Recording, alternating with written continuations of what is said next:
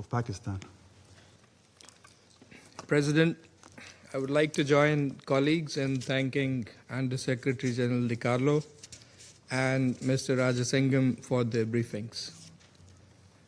Next month will mark 4 years since the start of the conflict in Ukraine.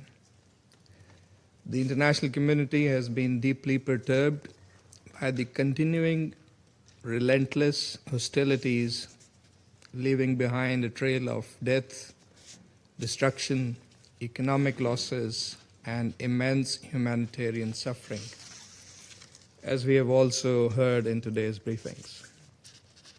We are alarmed by the recent intensification in fighting, with escalation and attacks from both sides, further worsening the already dire humanitarian situation. And such actions not only perpetuate the conflict, they undermine trust and the ongoing efforts for peace. Protecting civilians and civilian infrastructure is a fundamental obligation and the foundation of the principles of international humanitarian law, which must be upheld fully by all sides. The reported damage to the embassy of Qatar in Kiev is regrettable. Protection of diplomatic missions and the safety of its personnel is an obligation under international law. President, from the outset, Pakistan's position has been anchored in an unwavering conviction, the supremacy of dialogue as the only viable path for lasting peace.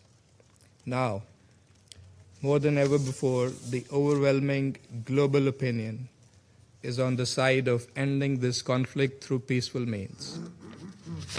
This can only be achieved through a sustained, meaningful, and structured dialogue. Diplomacy and genuine engagement we have seen have delivered in the past. In the case of Black Sea Grain Initiative in July of 2022, and earlier in Istanbul, the two sides were seemingly very close to an agreement within weeks of the start of the conflict.